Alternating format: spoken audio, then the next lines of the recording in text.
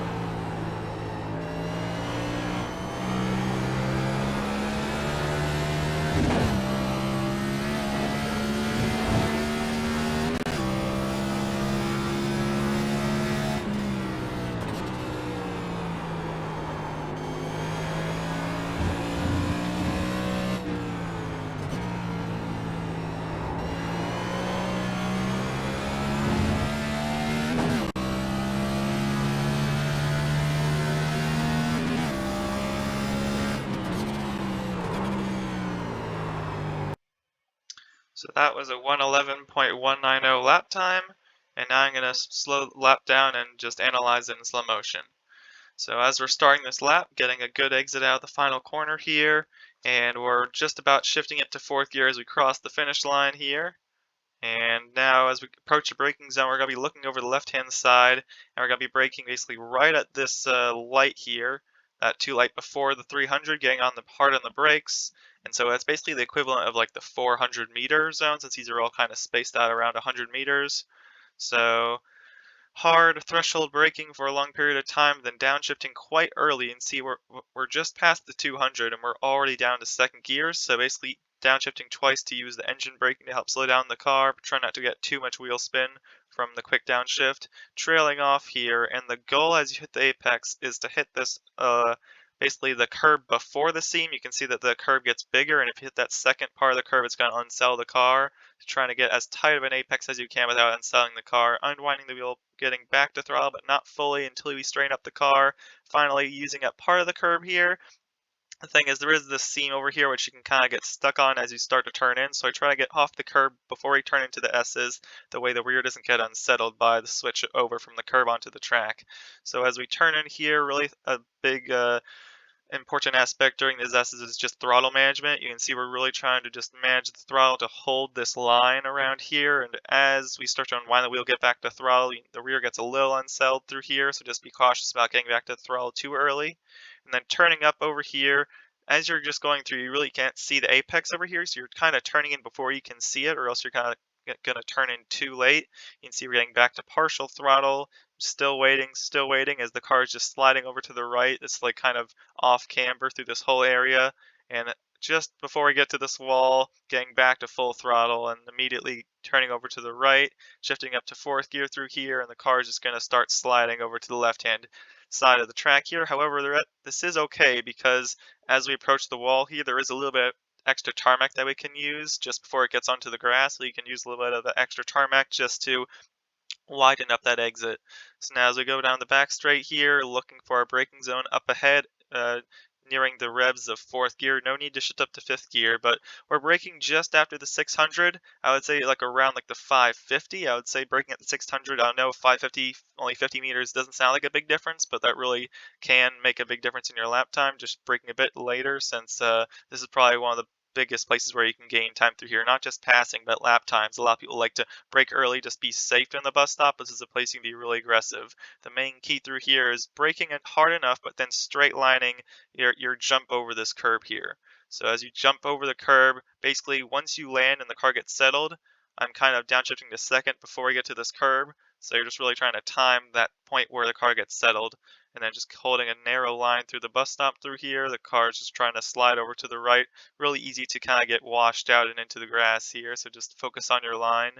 And as we approach the carousel here, a lot of people end up kind of widening out the line here, kind of diamonding, and I feel like you can come out like a half a car length, but there's no need to go way out like a whole car length. You're not going to get that much of a better exit trying to diamond it out through here. You're really kind of just losing time. So you can diamond a little, but just no need to go that excess way out there. Again, using all the exit curbing through the carousel as the tires start to fall off. Maybe throughout the run you can use more and more. Um, but I only used about a car length there of extra tarmac. As we're approaching the next to last corner through here, looking at the right hand side of the track, and basically you can see the tarmac on the right, I'm using a reference of as the tarmac ends and turns into grass, basically right where that wall starts, getting onto the brakes, downshifting to third, kind of actually waiting a bit longer here, only downshifting once through this corner, and starting to trail off. Goal is to hit this apex curb, but somewhat late. So clipping that curb and then partial throttle, waiting until you can get straightened up to get back to full throttle just for a little bit, and then immediately down, getting on the brakes, kind of using this wall as a reference point before we get to the end of it, but like a car length or so, getting around at 75%, 80% braking, down to second gear, waiting for the car to just turn in, basically no inputs through here, then partial throttle on apex. So I'd say it's one of the most important corners to hit the apex as you're going down. We're going to approach a long straight through here. Really easy to get a good run on someone if you nail the apex there. So coming off the final corner, getting right up against the wall, to upshifting up to third gear, and that's a lap around Watkins Glen. Now I'm just going to show the lap one more time from chase view just so you can really see the line that I'm taking throughout the lap. Hopefully this lap guide was helpful, and good luck in your race.